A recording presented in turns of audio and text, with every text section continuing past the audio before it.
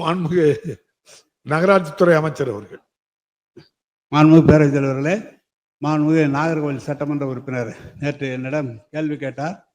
இந்த நாகர்கோவில் மாநகராட்சியில் மொத்தம் உங்களுக்கு தானே எம்ஆர் காந்தி நீங்க 10 நாள் தண்ணி வரல இல்லையா கேட்டீங்களா? கேட்டேன், பூரா டீட்டெயில் வாங்கிட்டு வந்துட்டேன். நாகர்கோவில் மாநகராட்சியில் உள்ள மொத்தம் 27 வார்டுகள் உள்ளன. நாகர்கோவில் மாநகராட்சியின் குடிநீர் தேவை 46 MLD ஆகும்.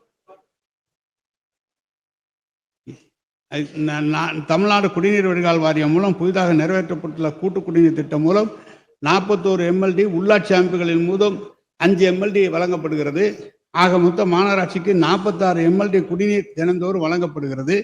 தமிழ்நாடு குடிநீர் வடிகால் வாரியம் மூலம் புதிதாக நிறைவேற்றப்பட்டுள்ள நாகர்கோவில் மாநகராட்சிக்கான தனி குடிநீர் திட்டம் 30/4/2025 முழுமையாக மாநகராட்சி ஒப்படைக்கப்படும். அப்படி ஒப்படைக்கப்படும் போது நீங்கள் சொன்னது போல் இல்லாமல் ஒரே சீரான விநியோகம் நடைபெறும் என்று அதிகாரிகள் தெரிவித்திருக்கிறார்கள். எனவே அதை உங்களுடைய விவரம் சொல்ல வேண்டும் என்பதற்காக தான்.